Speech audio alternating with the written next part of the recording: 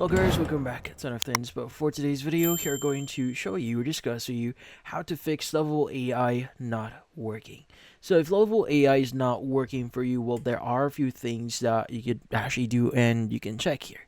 So first things first is whenever you're interacting with Lovable AI here, is you want to make sure they have a pretty stable internet connection. Now, if you have a slow or unstable internet connection, let's just say like your download speed and your upload speed here is imbalanced or pretty slow, so or vice versa here, like for example your internet speed is or download speed here is pretty good but upload speed is not that good, well, you'll have problems accessing the website itself. So you may want to consider switching to a different connection. Let's just say like a different Wi-Fi, or if you have your mobile data, you can go and use that and basically connect via hotspot.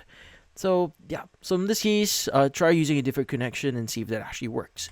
Another thing that you may want to do here is you might be having problems on your browser itself. So there are a lot of factors that you need to consider here on using Lovable AI. So I would recommend you to open up your browser's incognito window, and you want to go ahead and just access and log in into your account via incognito window. Now, usually if you're using incognito window, it just uses the bare skeleton of your browser, so that does not include any extensions or any history on your browser. So if Lovable AI works that way, it means that the problem itself might be from your browser.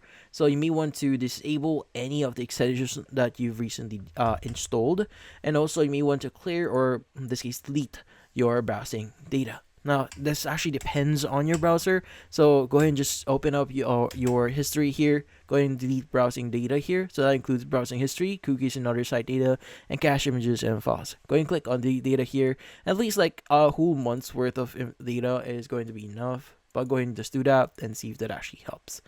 Now, if none of this actually helps for you, I would recommend you to use a different browser and see if that helps. But yeah. Hopefully this video was able to help you. Like and subscribe to NF Inspo. Thank you for watching.